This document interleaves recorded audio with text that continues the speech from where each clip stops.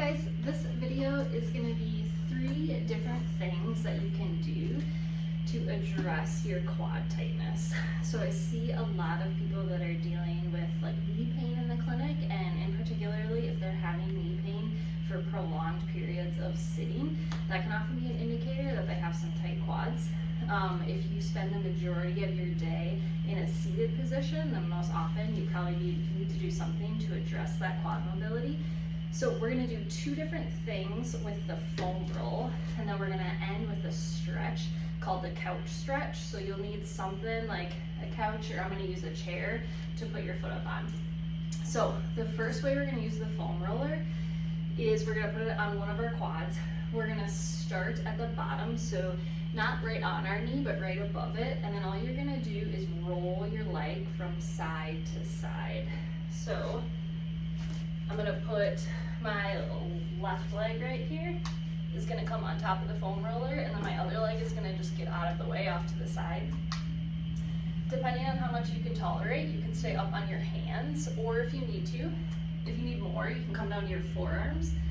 And then you're just going to simply take your leg and kind of roll it from side to side, starting towards the bottom of your quad by your knee, and then you're just going to work your way up to the top, rolling side to side. You can do that for about 1 to 2 minutes. And then the other way you can foam roll is moving up and down the length of your quad.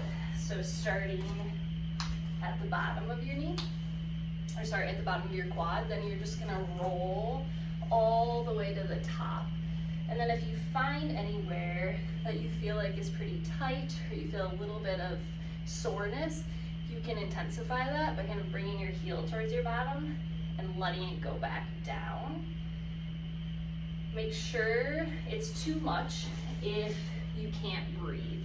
So you want to be sure that when you do have sustained pressure on certain spots, that you're able to still take a deep breath in and a deep breath out. So you can go up and down your quad 1 to 2 minutes. And then the last thing you can do is stretch. So I'm going to use a chair. And then I'm going to put a little bit of cushion down on the ground for my knee.